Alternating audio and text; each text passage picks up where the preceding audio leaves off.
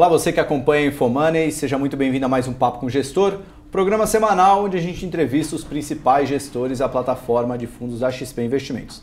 Sou Thiago Salomão e nessa semana a gente dá uma continuação do programa da semana passada. Vamos falar hoje com os gestores de multimercados da XP Gestão. Estão aqui comigo o Bruno Marques e o Júlio Fernandes. Na semana passada, para quem acompanha todos os programas, eu falei com o Peixoto, Marcos Peixoto, que é o CEO da área e falou principalmente dos fundos de bolsa. Então, como 2017 não veio ninguém da XP aqui no programa, a gente já está compensando com esse começo de 2018. E, aliás, também tem um belo gancho.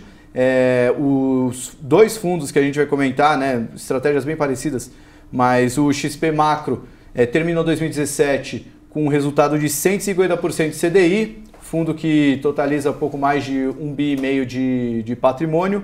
E o XP Macro Institucional, que completa nesse dia 18 de janeiro um ano de vida, é uma estratégia um pouco mais light em relação ao XP Macro FIM. E, enfim, a gente vai falar um pouco desses dois fundos e vai falar também, obviamente, da expectativa deles para 2018, o ano que já começa já daqui a pouquinho. Tem o julgamento do Lula, um dos primeiros grandes desafios do mercado nesse ano. Bom, primeiramente, seja muito bem-vindo, Bruno, Júlio. A gente sempre começa falando um pouquinho da casa, mas semana passada a gente já falou bastante disso. Então, Júlio, vou querer já abordar o resultado do XP Macro em 2017, né? Um resultado de 150% de CDI, desde o início dele em março de 2016, 156%, batendo bem o benchmark. Quais foram as posições vencedoras que colaboraram para esse resultado no ano passado? Olá, Thiago. Antes de tudo, é um prazer estar aqui, podendo ter a oportunidade de explicar um pouco mais do XP Macro, de tudo que a gente fez ao longo de 2017. Enfim, 2017 foi uma continuação de um tema já iniciado ali no final de 2016. Os principais ganhos a gente conseguiu capturar acreditando que a queda da inflação, né, principalmente depois da mudança do governo e de um Banco Central mais austero, a gente acreditou que a queda da inflação iria levar, né, e ocasionar uma queda muito forte dos juros nominais e reais. Acoplado à queda que a gente vinha acompanhando na atividade, né, a atividade passou por uma grande recessão em 2015 e 2016, a gente acreditava que os juros reais poderiam cair para níveis muito baixos, abaixo daqueles que a gente acredita que sejam de equilíbrio na economia brasileira. Então, só para a gente ter uma ideia, os juros reais saíram de níveis de 6, 7%, né, no governo anterior, e a gente acreditava desde o início que os juros reais pudessem cair para níveis próximos a 3%. Falando em termos nominais, nós fomos uma das primeiras casas que, desde que os juros começaram a cair ali de níveis de 14,5%, a gente já acreditava que com a nossa projeção de inflação e tudo mais, a Selic poderia ir para single digits. A gente já dizia, numa coluna que a gente escreveu no Valor há um tempo, que poderia ir para 8,5%, 8%, e dependendo do desenrolar da inflação, poderia ir abaixo. Então, esse tema da queda da inflação e da queda dos juros nominais e reais para níveis historicamente, né, muito baixos, foi um dos principais temas que a gente capturou ao longo de 2017. A gente teve bastante ganho em juros nominais, também um pouquinho em juros reais, apesar de toda a volatilidade observada aí ao longo do ano, né? A gente pode lembrar, parece que foi um ano simples, mas em maio ali, com toda aquela questão, né, do Joesley Day e tudo mais, né? Teve um momento ali que o cenário pareceu um pouco incerto e é que a gente poderia ver uma interrupção da queda de juros, né? Dependendo dos desdobramentos a seguir. Então, apesar de toda a volatilidade, depois do cenário se encaixou, a gente conseguiu ter ganhos robustos, acreditando que a Selic iria para níveis mínimos e, enfim, a história ainda prossegue. Outro tema que a gente capturou e que é importante, porque mostra a diversificação dos nossos retornos, né? Não foi só juros. A gente, na medida em que a Selic ia caindo, né, e que as reformas foram passando, a gente viu uma retomada da atividade, a gente continuou acreditando que poderia vir de forma mais robusta, né, na virada de 17 para 18, e a gente capturou bons ganhos também na Bolsa. A gente já vinha comprado desde 2016, então esse ganho na Bolsa não foi só de 2017, mas a gente conseguiu diversificar bem nossos retornos também na Bolsa de valores. Então, esses foram, de maneira geral, os principais retornos que a gente teve em 2017. Antes de passar a palavra para o Bruno, 2 pontos que eu queria comentar sobre isso, né? O fundo foi criado em março de 2016, que foi uma época que a Bolsa, podemos dizer, quase que o começo desse ciclo de alta da Bolsa foi ali no primeiro trimestre do ano de 2016, antes do impeachment da presidente Dilma. E numa das cartas que vocês divulgam, né, todo mês, eu lembro que teve uma época que começaram a falar se a Selic ia cair 1, ia cair 0,75, 125, enfim. E vocês sempre disseram que não era tão preocupado com o tamanho do corte em determinada reunião, mas sim com o resultado final e principalmente a manutenção da Selic em níveis baixos, que o Banco Central estava preparando para ancorar as expectativas de inflação para, com isso, poder manter a Selic baixa por um bom tempo. Vocês leram bem esse cenário e acabaram trazendo um resultado muito bom para os cotistas. O mercado agradece. Agora, bom... o call de bolsa ainda está vivo, né, Bruno? Assim, muita gente ainda acha que a bolsa pode subir bastante, mas esse cenário de juros ainda dá para ganhar com posição de juros? Como é que você está vendo o mercado agora com a Selic na mínima histórica? Então, como a gente falou, lá atrás era muito mais importante a Selic terminal. Então, acho que agora a gente está mais no final do ciclo. Então, tem 2 coisas que são importantes na alocação de juros. 3, na verdade. A primeira, até onde vai a Selic. A gente acha que a maior probabilidade hoje em dia ainda é, como a gente vem falando nos últimos meses, de a Selic chegar até 6,5. A segunda coisa relevante que é quanto tempo a Selic consegue ficar parada por esse tempo. Então a gente acha bem razoável imaginar que pelo menos até o final do ano a Selic vai estar nesse nível, 6,5, talvez 6,75, mas muito provavelmente 6,5. E aí vem uma terceira coisa, que e aí entra um pouco mais na parte longa da curva de juros, que como é que vai ser o quadro fiscal olhando para frente. Aí a gente está muito ancorado na decisão de eleição.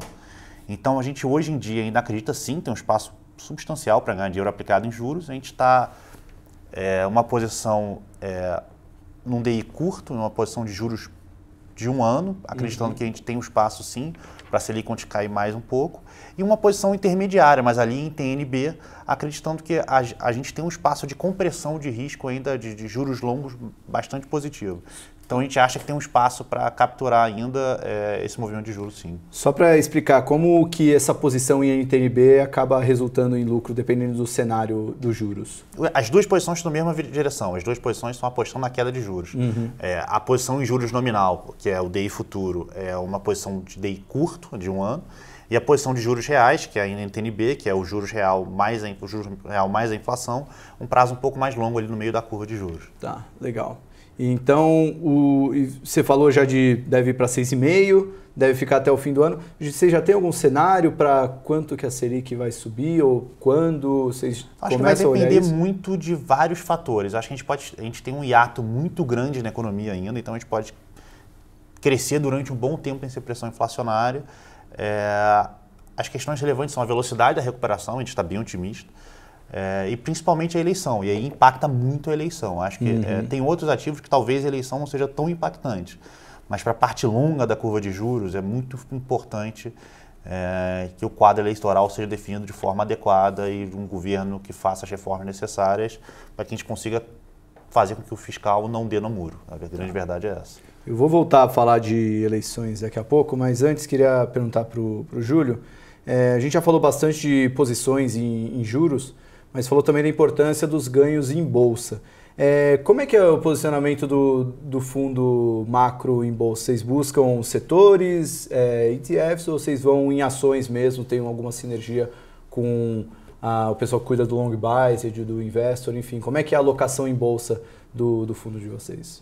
Bem, a parte direcional, né, na qual a gente explicou aqui que a gente teve ganhos relevantes em 2017, a gente faz basicamente via índice futuro. Tá? Então a gente tem toda uma sinergia também para ter uma análise se a bolsa, né, fazendo bottom-up, se ela está barata ou cara. A gente une essa discussão micro ao nosso view macro.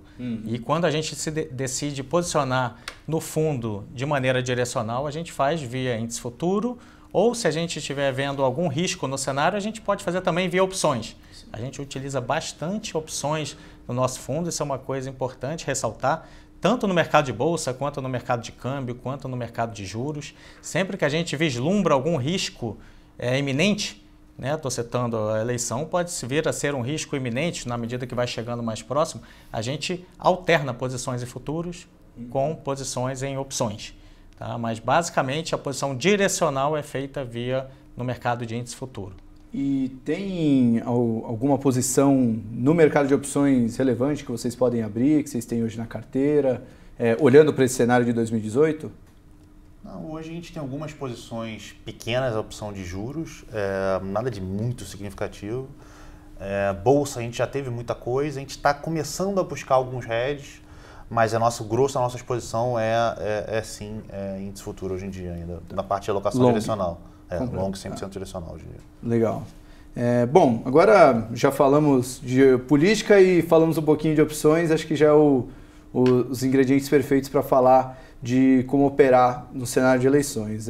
Está bem longe a eleição ainda, mas agora, nesse final de janeiro, se não for adiado, né, espero que não, mas vamos ter o julgamento do ex-presidente Lula, um evento que muita gente trata no mercado como o primeiro divisor de águas para o ano de 2018. Muita gente fala não só pela importância de ter o ex-presidente Lula como candidato ou não, mas até como uma sinalização de como que estão vendo possíveis avanços de agenda reformista, enfim. Pode ser um evento que vai impactar muito mais do que simplesmente o noticiário político, principalmente o noticiário financeiro e econômico. Vocês têm alguma posição atualmente no fundo vislumbrando esse evento? Como é que vocês estão olhando para o evento que está previsto para o dia 24 de janeiro? A gente tem umas posições direcionais que a gente continua mantendo, que são a posição apostando na queda de juros e a posição comprada em bolsa. A gente está começando a desenvolver algumas ideias de hedge para o evento específico. Apesar de haver grande verdade é que no longo prazo a gente acha que esse evento é muito mais barulho, muito mais noise do que efetivamente uma grande divisora de águas. A gente acha que a única coisa é que, como o mercado está muito precificado e que isso não vai ser nada, a gente acha que pode ter algum ruído. Então a gente está tentando otimizar um pouco a gestão. Mas, de todo jeito, a gente não acha que isso vai ser o grande definidor. Como você falou, a gente acha que as eleições estão muito longe ainda. Entrando um pouco, se me permite, um pouco no operacional do negócio, a gente acha que, a despeito do mercado estar muito mais empolgado se for 3-0 do que for 2-1, por exemplo, imaginando que o presidente Lula vai ser condenado no TRF4, a gente acha que a grande verdade é que isso não deveria ter grande impacto. Por quê? Porque qual é o grande impacto se a condenação for 2-1 e não 3-0? Você ganha uma possibilidade a mais de recursos. A gente acha que, de qualquer forma, provavelmente até o final do primeiro semestre, isso está resolvido.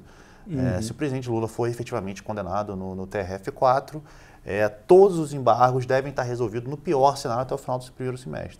Então, que a grande decisão efetiva para a possibilidade de candidatura dele vai ser no TSE. E vai ser, provavelmente, também não só no TSE, como uma decisão individual dele, no dia 17 de setembro, se eu não muito me engano, ou 15 de setembro, que é o último dia que ele pode desistir ou não da candidatura dele. Então, a gente acha que esse é o prazo mais relevante para tomar a decisão e para a decisão final.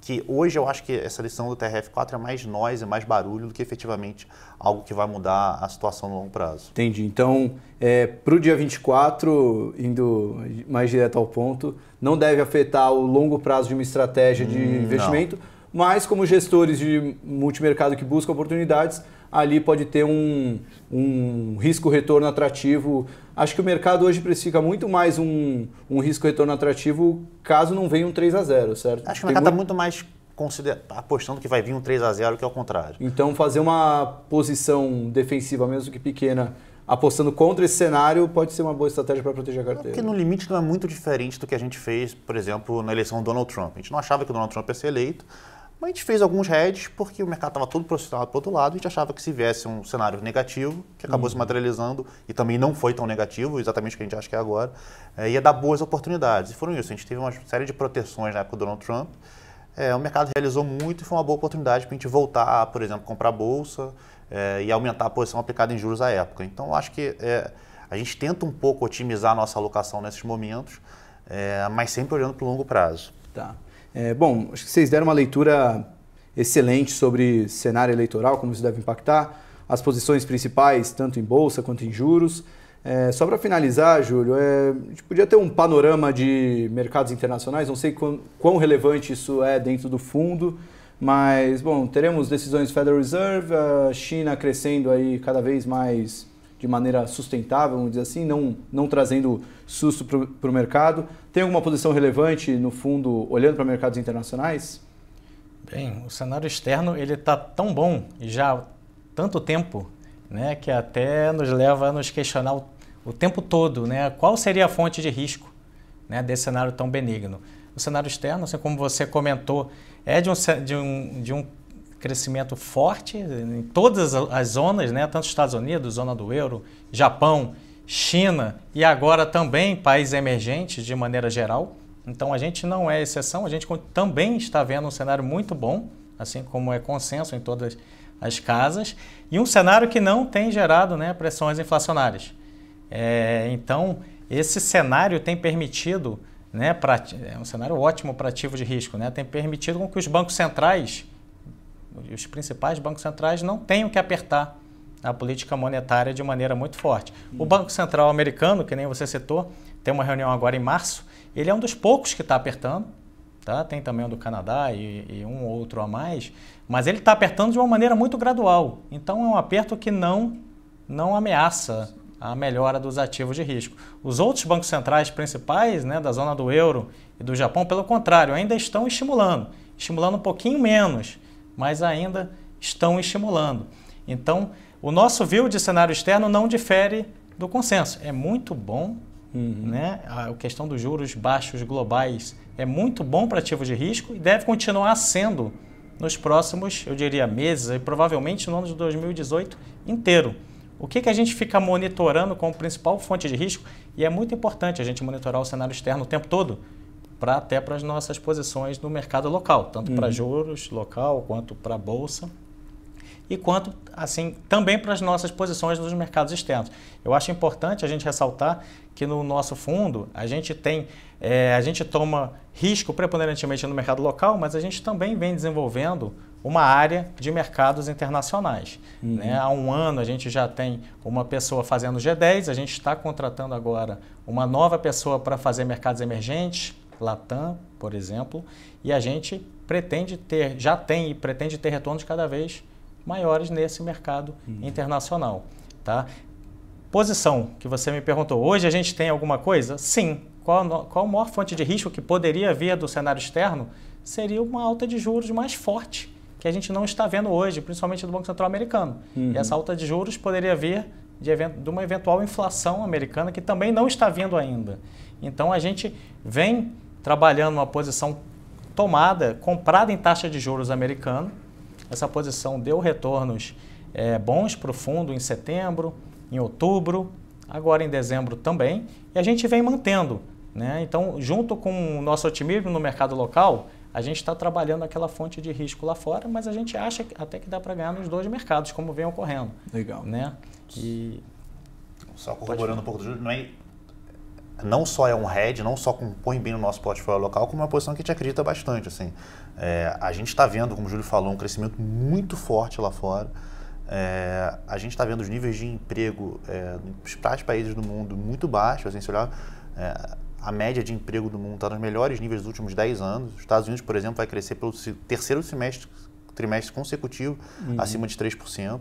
O hiato no mundo parece muito, muito pequeno. Então, acho que assim, provavelmente tem um risco razoável de a gente ver uma inflação mais alta ao longo dos próximos 12, 18 meses. Tem fatores aí que ninguém sabe muito bem quais são, puxando a inflação para baixo. Muita gente cita o efeito Amazon, fatores de idade dos principais envelhecimentos dos principais países. Mas a gente acha que naturalmente a gente vai ver um uptick de inflação ao longo dos próximos 12, 18 meses. E aí eu acho que tem um potencial razoável para a gente ganhar dinheiro relevante nessa parte de mercados externos.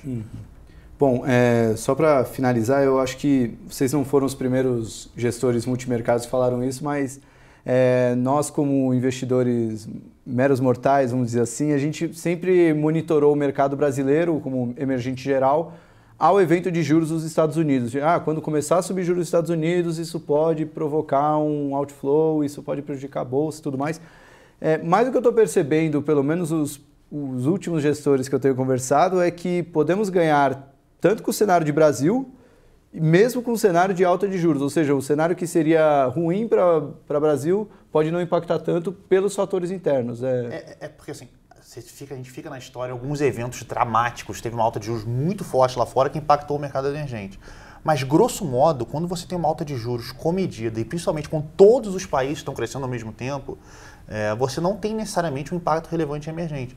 Que é diferente quando os Estados Unidos começam a crescer muito forte e os outros países não estão crescendo, porque realmente o dinheiro todo vai para os Estados Unidos. Mas se todos os países do mundo estão crescendo ao mesmo tempo, e é isso que é relevante falar, a Europa vai crescer acima dos Estados Unidos esse ano, a China está crescendo forte, o Japão, que vinha em recessão profunda, está crescendo forte, o resto da Ásia está vindo junto, e o mercado emergente, que passou por um 2014, 15, 16 muito ruim, está voltando também. Então a gente acha que a gente tem um ambiente em que todos os países estão crescendo ao mesmo tempo. Então isso não necessariamente atrapalha. A analogia que a gente gosta de fazer é, por exemplo, 2005. 2005 foi um ano que o Fed puxou juros, mas a China tinha acabado de entrar na OMC, estava trazendo o comércio global para cima, então foi um ano que foi muito positivo para o mercado emergente, por exemplo. Então, não necessariamente essas coisas se materializam. Acho que se tivesse uma alta fortíssima da inflação nos Estados Unidos e o Fed que tivesse correr muito para subir juros muito rápido, aí sim, aí é um ambiente que a gente fica um pouco mais preocupado. Mas num ambiente mais normal, em que tem uma alta de juros moderada, tanto que a gente está falando assim, a Treasury de 2 anos, que está hoje em torno de 2,50, pode ir para 3, 3,20, 3,10, é um pouco por aí. Ninguém pode vir para 4, 5. Então, o tipo de movimento que a gente está falando é um movimento muito comedido. Assim, não é um movimento que atrapalharia substancialmente essa movimentação de mercados emergentes. Principalmente para alguns ativos como a Bolsa. A gente acha que a Bolsa é um ativo que essa alta de juros lá fora impacta muito pouco. Porque a grande verdade é que a atividade global está vindo. Então, e aqui muito forte. A gente vai ter o nosso crescimento de um ano para o outro vai ser um dos maiores do mundo, a diferença de um ano para o outro. Então, acho que isso é muito mais forte do que uma alta de juros de, sei lá, 0,30 a mais, 0,30% a mais. Legal. Bom, as posições principais, então, aqui em Brasil, vocês estão ainda posicionados em juros? Comprado em bolsa, apostado na queda de juros e tomado em juros lá fora. Legal. E dessas três, qual é a mais relevante dentro do portfólio? Eu diria que hoje bolsa e juros são mais ou menos do mesmo tamanho e o tomado em juros lá fora um pouquinho menor. Tá bom. Em termos de alocação de risco. Legal. Bom, esse foi mais um Papo com o Gestor. Para finalizar, vou pedir para o Júlio só pedir para explicar, pessoal para quem gostou aí da entrevista, quiser investir em algum dos 2 fundos macro, queria que só explicasse a diferença do XP Macro FIM e o XP Macro Institucional. O FIM tem uma taxa de aplicação um pouco maior, a carência é um pouco maior também. Qual a diferença, até sendo mais direto, né, para que tipo de investidor seria o XP Macro FIM e o Macro Institucional? Bem, ambos os fundos eles procuram obter um retorno acima do CDI. Tá? Então, para o investidor que quer aumentar um pouquinho o risco do seu portfólio, né, sair lá da renda fixa, que hoje paga tão pouco, né, 7, 6,5% ao ano, e tomar um pouquinho mais de risco, ambos os investimentos são recomendados. Mas o XP Macro, eu diria, dado o prazo de resgate dele, ele é um fundo D30. Então, para o investidor que aceita, né, ter um prazo de resgate um pouquinho maior e naturalmente gostaria de receber um pouco mais de retorno, né, você aceita um pouco mais de carência, você vai ter um pouco mais de retorno. Então, para aquele investidor que tem um perfil de horizonte um pouquinho maior, a gente recomenda o XP Macro. Ele é o nosso fundo carro-chefe, ele envolve todas as estratégias da casa, né, e ele é o fundo mais recomendado para você ter retornos maiores. Né? O objetivo de retorno do XP Macro é CDI mais 5, esse é o objetivo ao longo de um ano. Tá? Com volatilidade esperada em torno de 5%. Já aquele investidor que quiser ter um retorno adicional, mas precisar eventualmente dos recursos, né? Precisa pagar uma conta daqui a 5 dias e tudo mais, o XP Macro Institucional ele tem uma carência menor, ele tem um prazo de resgate mais curto, ele é D mais 5. Então, para aquele investidor que eventualmente quer fazer um fundo caixa, mas que quer ter um retorno um pouco acima do CDI, né? A gente recomenda o XP Macro Institucional. Ele naturalmente vai ter um retorno mais baixo, ele tem um custo também mais baixo, a gente cobra menos do cliente, mas ele é um fundo que vai ter um retorno metade do XP Macro com metade do risco do XP Macro. Então, você abre mão de metade do retorno para ter uma carência um pouco mais curta, para eventualmente, se você precisar dos recursos. O objetivo de retorno do XP macro institucional é CDI mais 2,5. Tá? Um objetivo é retorno, o outro liquidez. Tem para todos os gostos de investidor. Bom, gostaria de agradecer ao Júlio, ao Bruno. Obrigado. Muito obrigado pela presença. Espero que vocês tenham gostado da entrevista. Semana que vem tem mais Papo com o Gestor. Aliás, semana que vem o Papo com o Gestor vai ser na terça-feira, porque quinta-feira é feriado aqui em São Paulo. Então vai ser terça-feira ao vivo aqui na Infomoney TV. Até mais.